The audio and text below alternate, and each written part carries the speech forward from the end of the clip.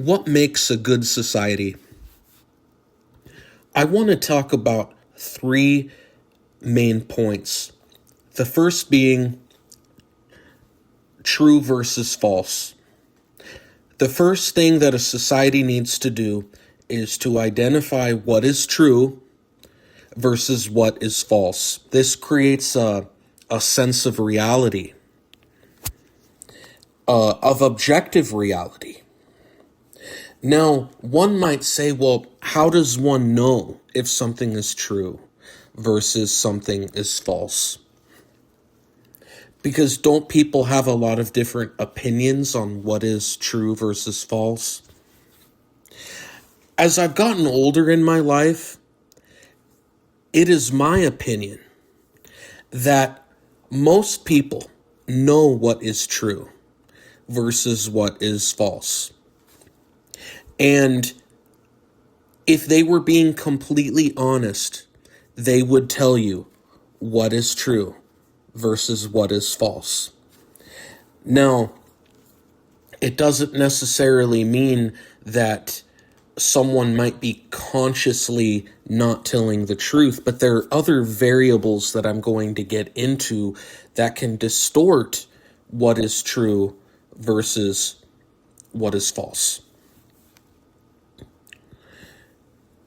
But let's go over the second principle. Once you've established what is true versus what is false, you need to be able to, secondly, show what is right versus what is wrong.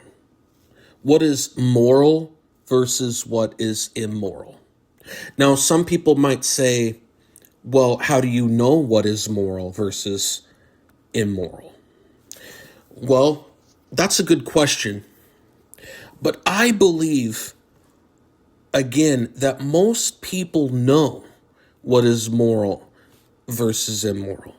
You look at a lot of the societies today, they're very similar in terms of how they want the masses to behave.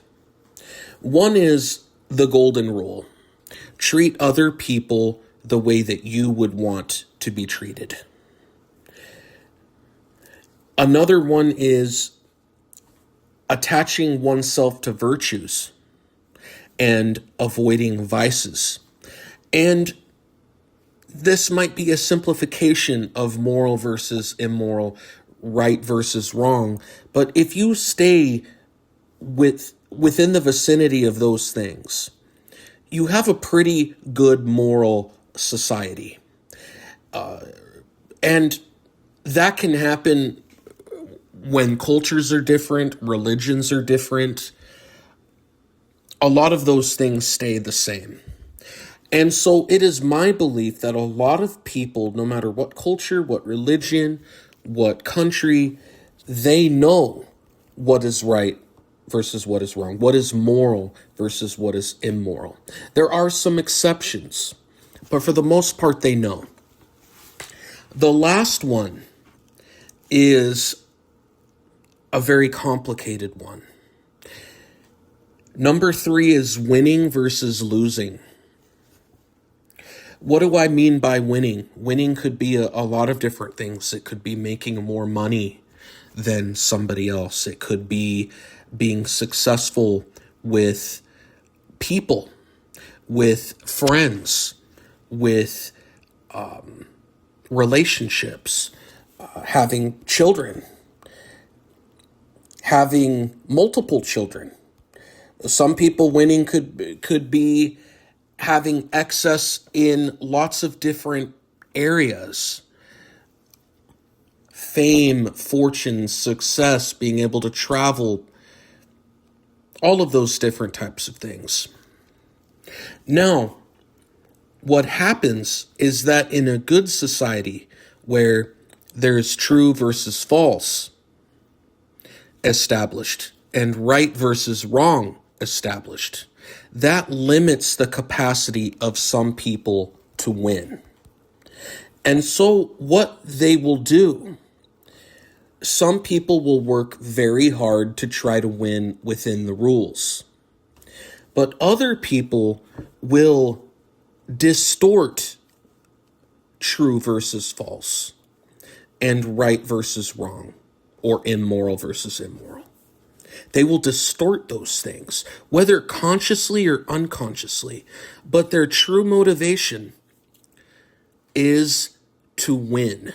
They want to win.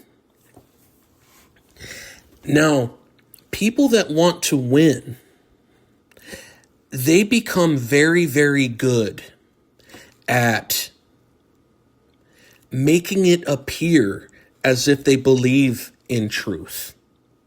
They believe in right. They believe in morality. And maybe consciously they've convinced themselves of that.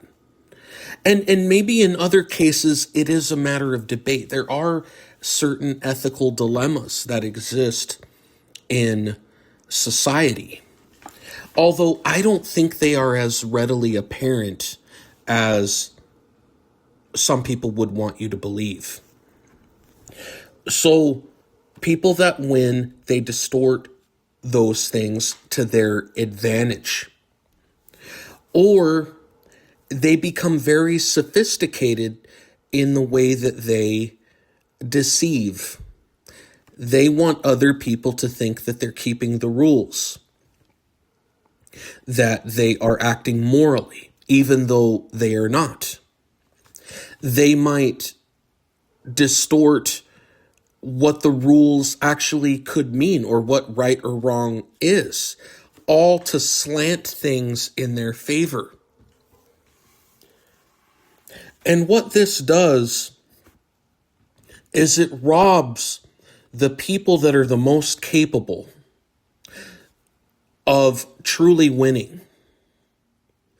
You think about animals. Animals, let's talk about something that's very important, is mating. You will have two high-order mammals fight for the right to be able to breed. Now, I know that's not popular to think about in modern society, but in the animal kingdom, that's how it works. The strongest, most capable males are the ones that get to reproduce and the others don't.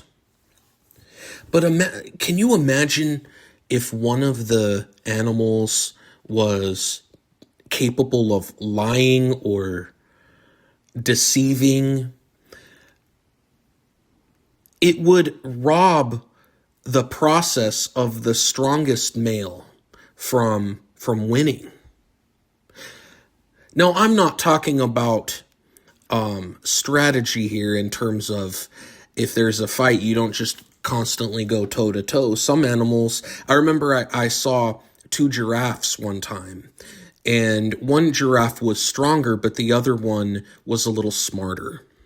And the smart giraffe ducked and missed the stronger giraffe's blow, and he came with a counter blow and knocked the other giraffe out. I'm not talking about using intelligence in terms of competition. I'm talking about cheating, lying, distorting. So, in closing, when talking about what makes a good society, those three things are very, very important.